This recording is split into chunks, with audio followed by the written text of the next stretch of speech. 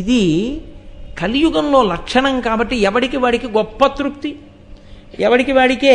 ఇంకా మనం అసలు ఈశ్వరుణ్ణి పిలవలసిన అవసరం ఇంత పుణ్యాత్మలం కాబట్టి ఆయన ఇప్పుడు లేడు, ఎక్కడ లేడు, మనలోనే ఉన్నాడు. అసలు ఆయన ఉన్నది నా గురించే, నా వెంటే ఉంటాడు.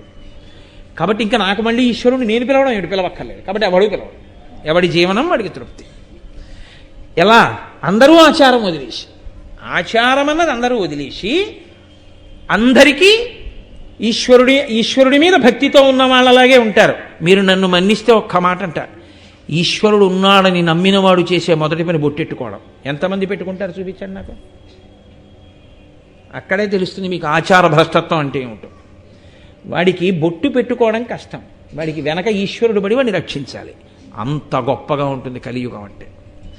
సనాతన ధర్మము ప్రచారము జరగడము అంటే ఉపన్యాసాలు చెప్పడం కాదు, బొట్టు పెట్టుకోవడం సనాతన ధర్మంలో ఉండడం. వాడికి ఇక్కడ చిన్న చుక్క పెట్టుకోవడం చాలా బాధ.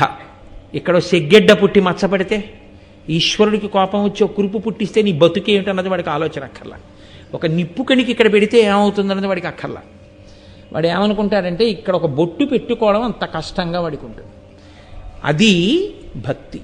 నా అంత భక్తుడు ఎక్కడున్నాడని మాట్లాడుతుంటాడు.